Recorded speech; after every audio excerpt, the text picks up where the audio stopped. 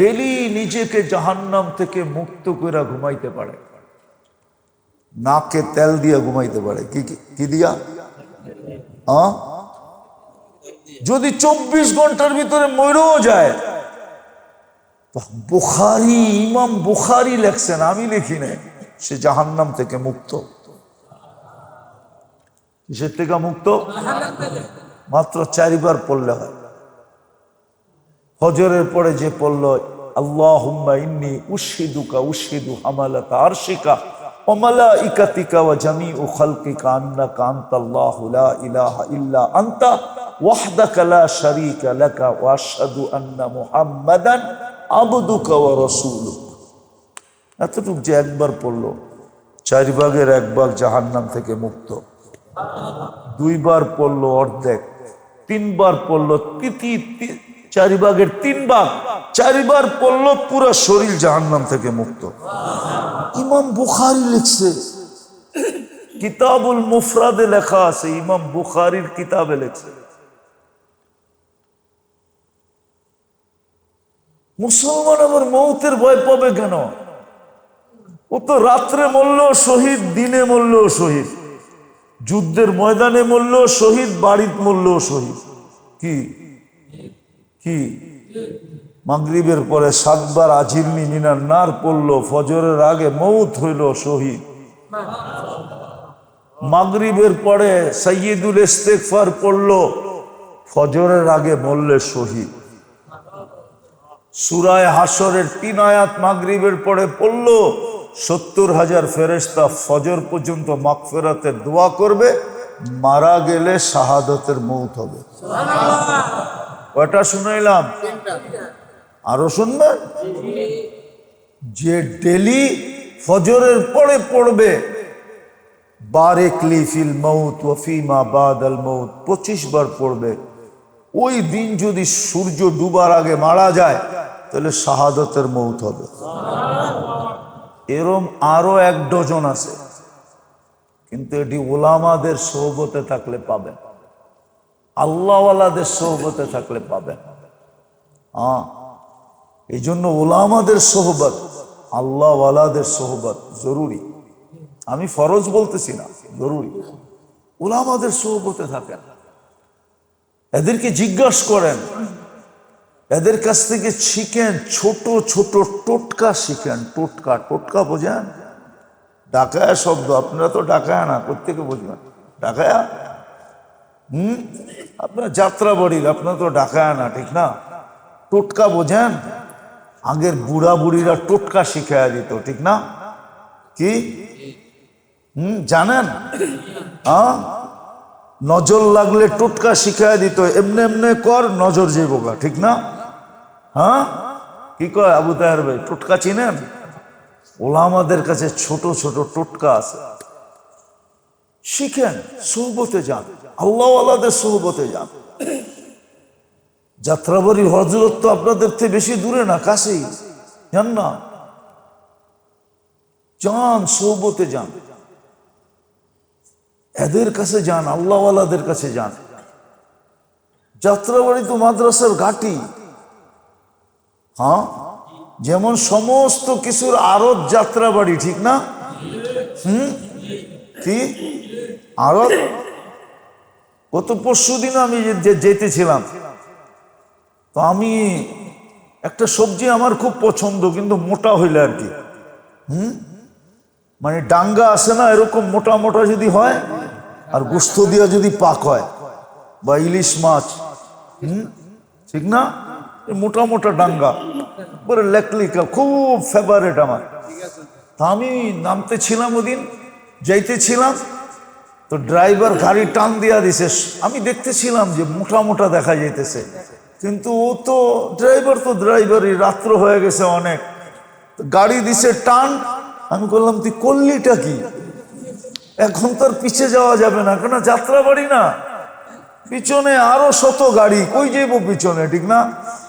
আমি বললাম, তুই আসতে গেলে তো তোরে থামায় দিতাম, আর নামলে তো মোটামুটি কেউ না কেউ চিনেই ফেলতো যে হুজুর নামছে, ঠিক না? কি জানি বলতেছিলাম, ভুলা গেলাম। যাত্রাবাড়ি যেরকম সব জিনিসের আড়ত, এরকম যাত্রাবাড়ি চতুর্দিকে হক্কানি আলেম ওলামা আল্লাহ ওয়ালাদেরও আড়ত। শিখেন, শুধু যাত্রাবাড়ি না, বাংলাদেশটাই। এই জন্যই তো এই দেশটা বেঁচে আছে। 40,000-এর উপরে হেফজোখানা, এতটুক একটা জমিন, 40,000-এর উপরে হেফজোখানা, এতটুক একটা দেশে 2.5 লক্ষর উপরে মসজিদ, এতটুক একটা জায়গায়। আবার কেউ কেউ ভাবতেছে ইন্দোনেশিয়া, তো মিডিয়া ঘাটলে কইব ইন্দোনেশিয়া তো 5 লক্ষ মসজিদ। আপনি ইন্দোনেশিয়া চিনেন? আমি 8 বার গেছি, আমার চেয়ে বেশি ইন্দোনেশিয়া চিনেন না আপনারা। আমার চেয়ে বেশি ইন্দোনেশিয়া আপনারা চিনেন না। হ্যাঁ, আমি গ্যারান্টি দিয়ে বলবো, আমি 8 বার গেছি ইন্দোনেশিয়া। এমন কোনো প্রদেশ নাই আমি না গেছি। 33টা প্রদেশ আমি ইন্দোনেশিয়া। জাকার্তার থেকে শেষ মাথায় যেতে প্লেনে 6 ঘন্টা লাগে, 6 ঘন্টা। মিডল থেকে এক মাথায় যেতে 6 ঘন্টা লাগে। আমি নিজে গেছি। জাকার্তার থেকে জয়াপুরা, পাপুয়া গিনি, 6 ঘন্টা লাগে প্লেনে। 17,800 দ্বীপ, 55% দ্বীপে মানুষ বাস করে, 45% দ্বীপ খালি পড়ে রয়েছে, খালি। ইচ্ছা করলে লিজ লইতে পারেন, আমারে নেওয়া যায়, লিজ লইয়া দে মনে।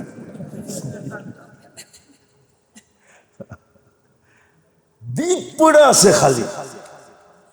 ওই দেশে 5 লক্ষ মুসলমান, 5 লক্ষ মসজিদ। আমাদের মতো একটা ছোট জায়গা, ব্যাঙ্গের লাপের এই লাপ, এক মাথার থেকে আরেক মাথা পর্যন্ত ব্যাঙ্গের লাপের 1 লাপ, ঠিক না? বাংলাদেশের এই মাথা থেকে ওই মাথায় গাড়িতে কয় ঘন্টার সফর? 12 ঘন্টা মেনে নিলাম। কত? 12 ঘন্টাই মেনে নিলাম, নাহলে একটু বেশি মেনে নিলাম। প্লেনে তো বেশি না, 1 ঘন্টাও মানা মনে হয়। টেকনাফ থেকে তেতুলিয়া প্লেনে আর কতক্ষণ, ঠিক না? পাতাইলা গেলে মনে হয় আধা ঘন্টা যাইব,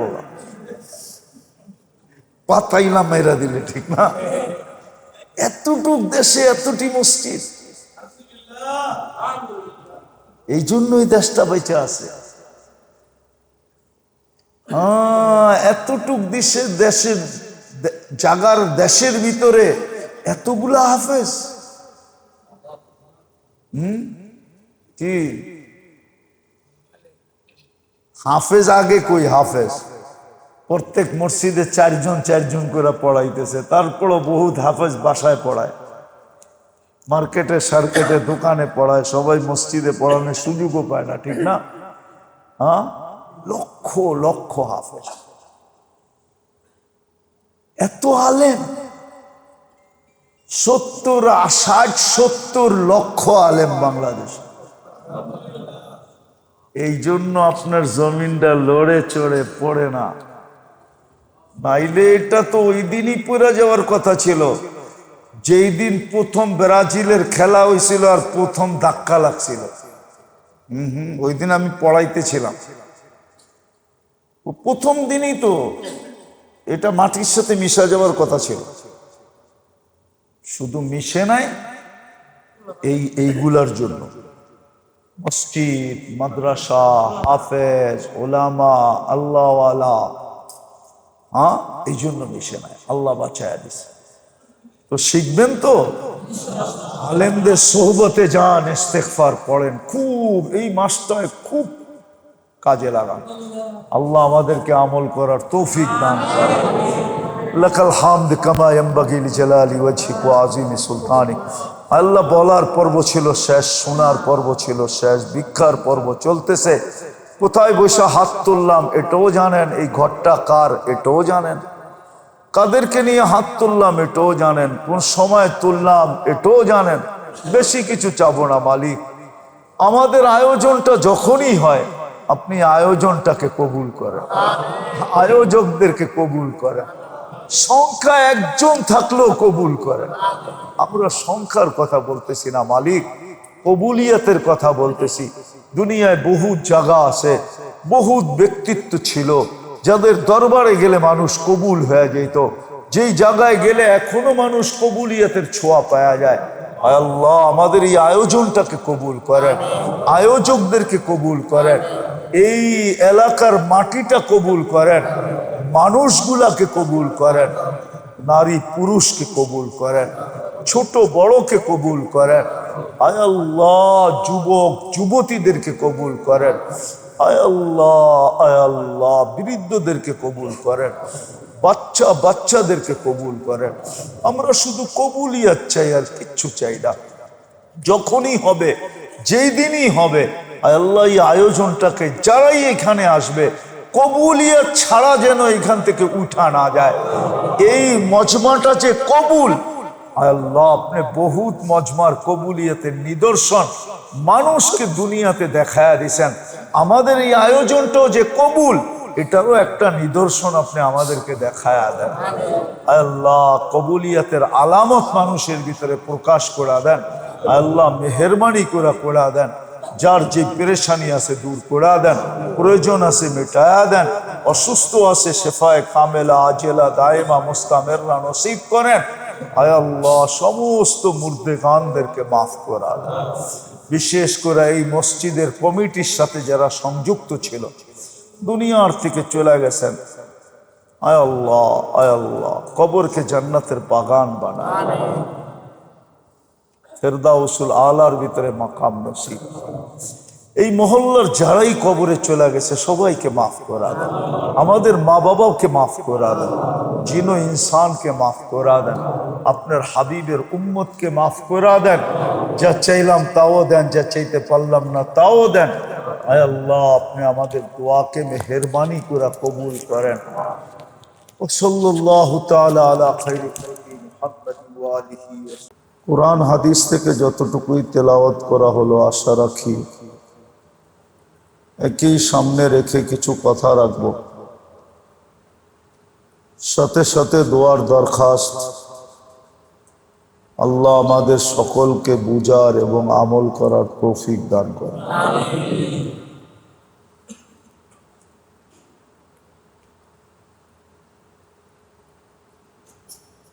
একটা কথা চিন্তা করা উচিত, আর এটা যুক্তিসঙ্গত, কোনো অযৌক্তিক না। সৃষ্টির ভিতরে মানুষকে আল্লাহ এত যোগ্যতা কেন দিলেন?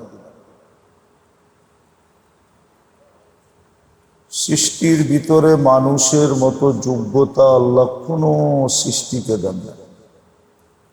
সবচেয়ে বেশি যোগ্যতা সম্পূর্ণ প্রাণী সৃষ্টি, সেটা মানুষ। অথচ যদি আমরা আমাদের জন্ম বৃত্তান্ত দেখি, মানুষ বিদ্যুতের দুর্গন্ধময় পানির থেকে তৈরি।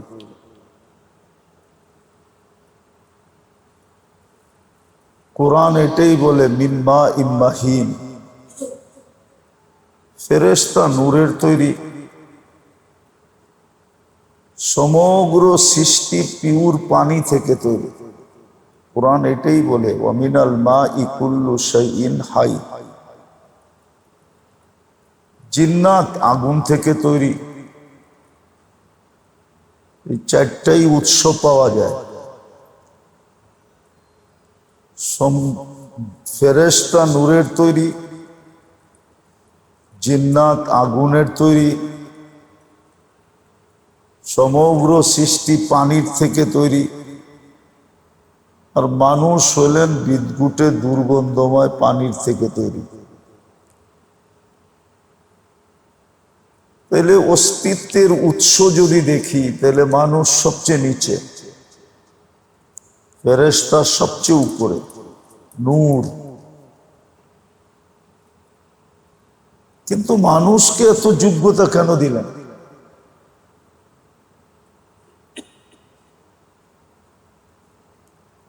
মানুষের মতো যোগ্যতা তো আল্লাহ সৃষ্টির ভিতরে কাউকে দেন নাই। খুব ভালোভাবে বুঝতে হবে, মনোযোগ দিয়া, তাইলে হয়তো দিলে গাঁদবে, কথাগুলা বুঝে আসবে। মানুষকে এত যোগ্যতা কেন দিলেন আল্লাহ?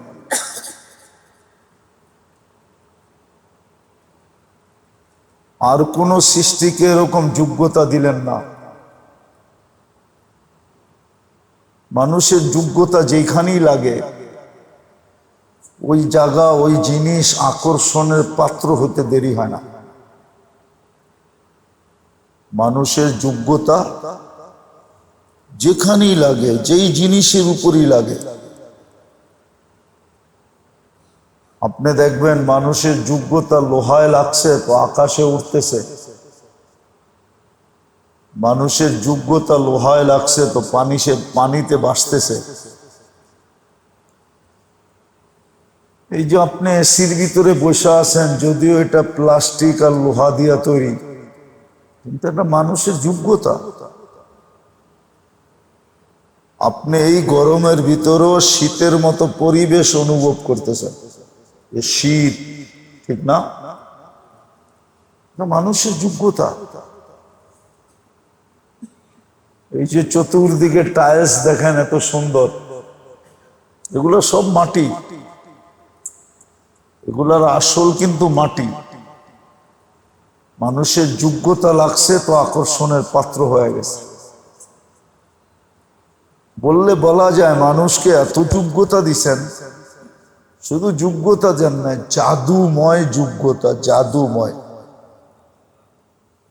আপনার হাতের মোবাইলটা দেখেন, জাদুময় যোগ্যতা। এটা মানুষের কি যোগ্যতার বিকাশ, ঠিক না?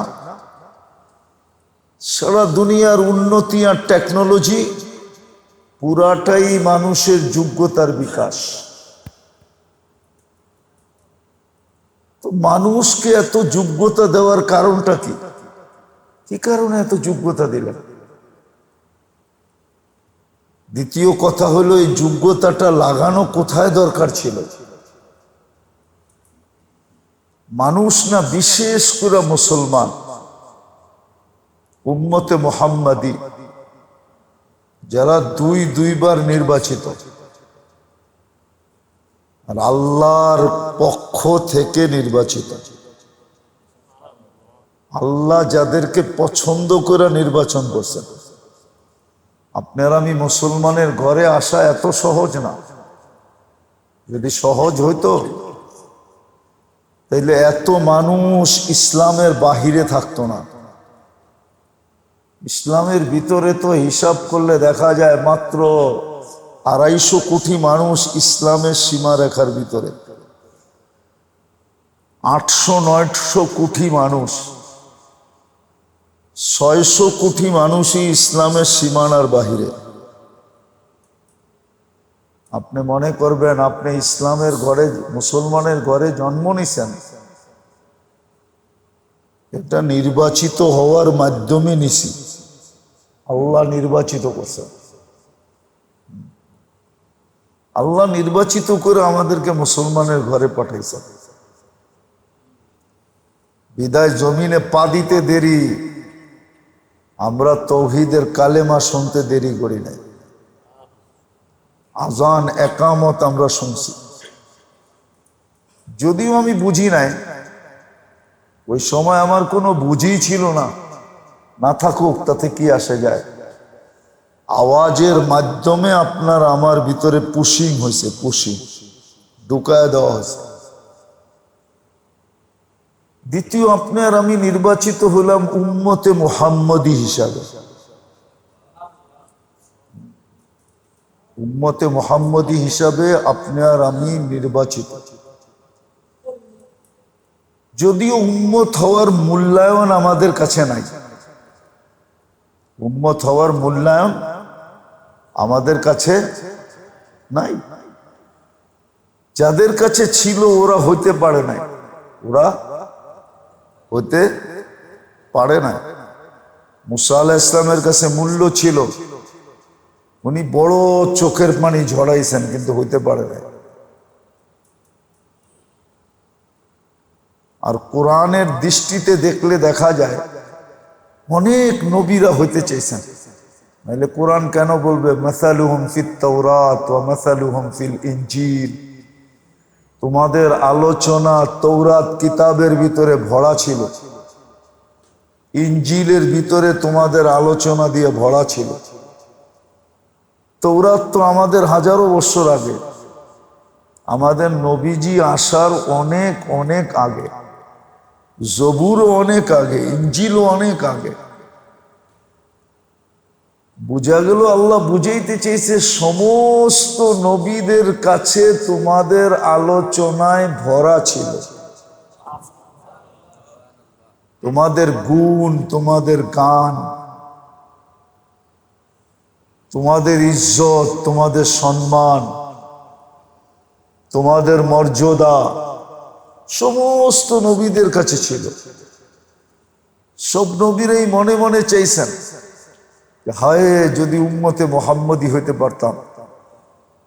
তো যারা চাইছে ওরা পায় নাই, শুধু একজন পাইছে, ঈসা আলাইহিস সালাম।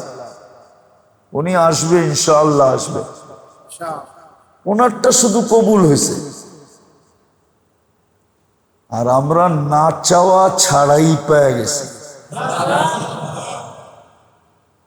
যাদের কাছে কদর ছিল ওরা দোয়া করেও কি, আর যারা পায়া গেছে ওদের কাছে কোনো কদরই না। আমাদের কাছে কোনো কদর নাই, কসম খোদা। আমাদের নারী পুরুষ নির্বিশেষে কারো কাছে কোনো কদর নাই। উম্মতে মুহাম্মদী হতে পারার যে কদর, কদর বোঝেন তো, মূল্যায়ন, এটা আমাদের কাছে নাই। আমাদের সমাজে নারীর কাছেও নাই, পুরুষের কাছেও নাই, যুবকের কাছেও নাই, বৃদ্ধের কাছেও নাই, শিক্ষিতের কাছেও নাই, অশিক্ষিতদের কাছেও নাই, কারো কাছে নাই। আবারও ঘুরায় বলতেছি, দেখি একটু দিলে লাগে কিনা। যাদের কাছে মূল্যায়ন ছিল ওনারা চোখের পানি ঝরাইও উম্মত হইতে পারেন নাই। আর যারা হয়েছে ওদের কাছে মূল্যায়ন নাই। যারা আমরা হয়ে গেছি আমাদের কাছে কি নাই? আমাদের কাছে মূল্যায়ন। রাগ হয়ে যাবেন না? মনে হয় হয়ে যাবেন। বলবো, রাগ হবেন না তো? তাহলে আপনি আপনার আয়নায় আপনার চেহারা আপনি কি করে দেখেন? শেভ করার পরে আপনি আয়নায় আপনার চেহারা কি করে দেখেন? আপনার কাছে যদি মূল্যায়ন থাকতো, আপনার নবীজির মুখে তো দাড়ি ছিল, আপনার আমার মুখে তো দাড়ি নাই। আপনি আয়নায় চেহারা কি করে দেখেন? একটু কি মনে পড়ে না, হায় আমি মূল্যায়ন করলাম না, আমার নবীর চেহারায় তো দাড়ি ছিল। কোন নবী তো দাড়ির এতটুক মূল্যায়ন নিয়ে আসতে পারেন না যতটুক আমাদের নবীজি দাড়ির মূল্যায়ন নিয়ে আসছে। কার কাছে? কার কাছে? আল্লাহর কাছে দাড়ির মূল্যায়ন নিয়ে আসছেন আমাদের জন্য। এই জন্যই তো এই উম্মত দাড়ি দেখায় জান্নাতে যাবে। এই হাদিসে কুদসি কোন উম্মতের মুতরে নাজেল হন নাই। কোন উম্মতের নবী বলছেন কিনা কোন ওলামা প্রমাণ দিতে পারবে না, যত বড় ওলামা হোক। কিন্তু হ্যাঁ, আমরা প্রমাণ দিতে পারবো। আল্লাহ আমাদের নবীজিকে বলছেন, ইন্নাল্লাহা লা ইয়াস্তাহি বি শাইবাতিন শাইয়াবা ফিল ইসলাম, যে ইসলামের ভিতরে থাইকা, মুসলমান হওয়ার পরে ইসলামের ভিতরে থাইকা যে নিজের দাড়িকে পাকায় ফেলছে, ওর পাকা দাড়ি দেখলে আমি লজ্জা পাই, ওকে শাস্তি দিব না। আপনার কাছে আমার কাছে তো মূল্য নাই, কদর নাই, নবীর সুন্নতের কদর নাই। অথচ এক এক সুন্নত গ্যারান্টি দিতেছে আল্লাহ, ফাত্তাবিউনি ইউহিব্বুকুমুল্লাহ। কুরআন, আমার নবীর আদর্শে আদর্শবান হলে, সুন্নতকে তুমি পছন্দ করলে, সুন্নতে রঙিন হলে, সুন্নতে অভ্যস্ত হইলে আমি তোমার গুনাহ মাপ চাওয়া ছাড়া মাপ করে দিব।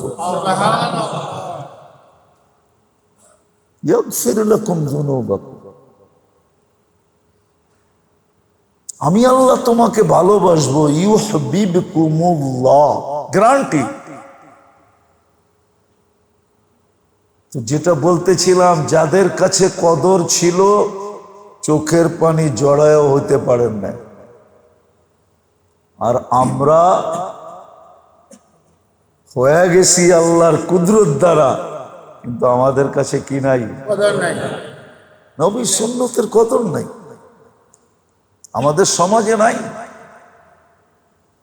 নবী সুন্নতের যদি, তরিকার যদি, আদর্শের যদি, কেরিয়ারের যদি, নবীর লাইফ স্টাইলের যদি কদর আমাদের কাছে থাকতো, হ্যাঁ, তাহলে বাংলাদেশের মানুষ, বাঙালি তো মনে হয় না আমাদেরকে দেখলে, আমরা তো মনে হয় দুই দেশের মানুষ, কেউ ব্রাজিল কেউ আর্জেন্টিনা।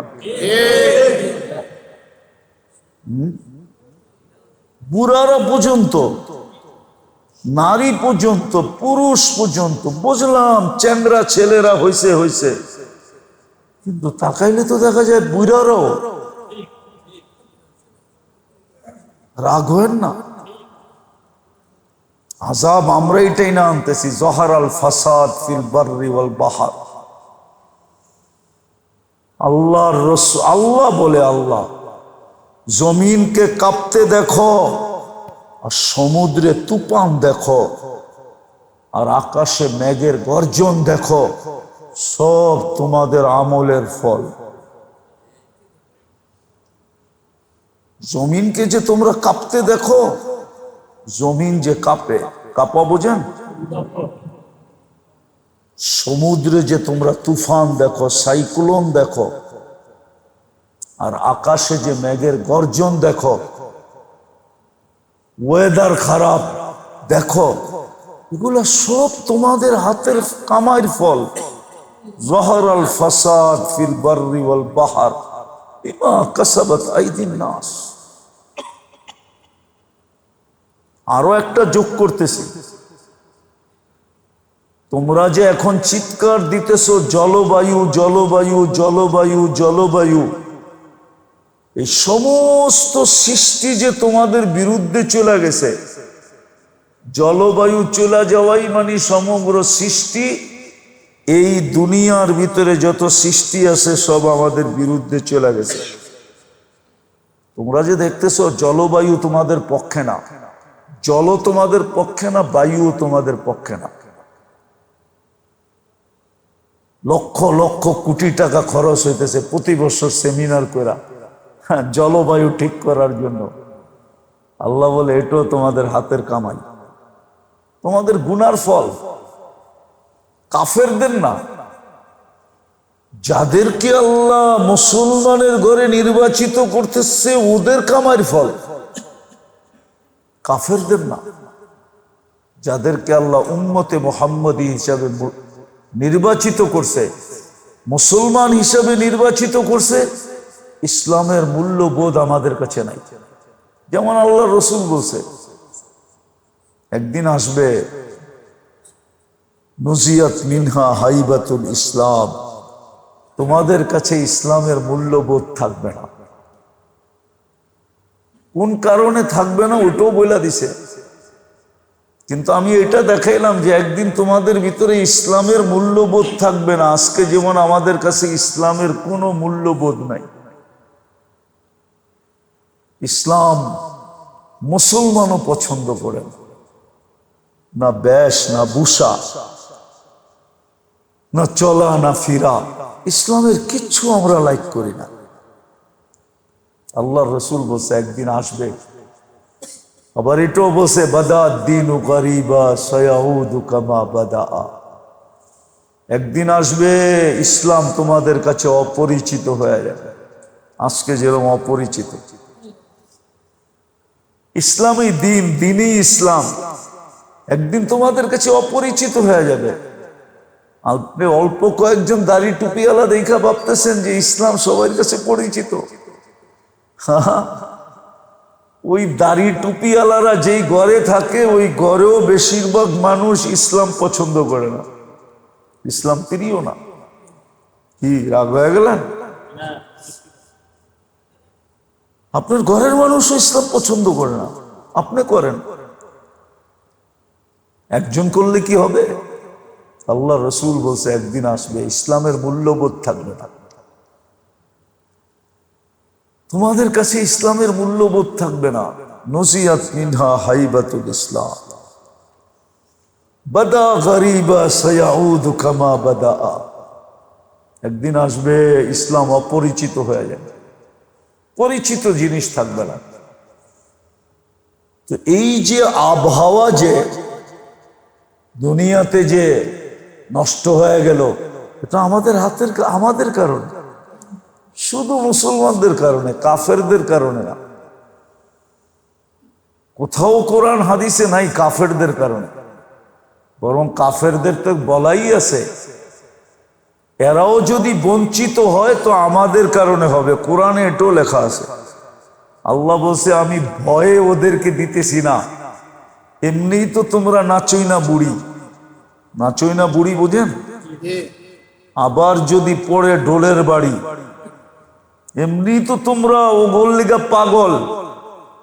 আবার যদি ওদেরকে সোনার বাড়ি দেই, রূপার রাস্তা দেই, যতটুক উন্নতি ওদেরকে দিছি এটা দেখেই তো তোমরা সব বাইসা গেলা। আমার কথা আপনারা বিশ্বাস মনে হয় করবেন না, করবেন? বলবো হ্যাঁ, ব্রাজিলের 1% মানুষ বাংলাদেশ কি চিনে কিনা আমার সন্দেহ আছে। আর্জেন্টিনার 0.50% মানুষ বাংলাদেশ চিনে কিনা আমার সন্দেহ আছে। পুরো আর্জেন্টিনা 100 বাংলাদেশি নেই, পুরা ব্রাজিলে 500-র মতো বাংলাদেশি আছে। নাই, কেউ চিনে না। অথচ এই দেশের মানুষ 2 ভাগে বিভক্ত, আর্জেন্টিনা নাহলে ব্রাজিল। নামাজ পড়ে না, খেলা দেখে।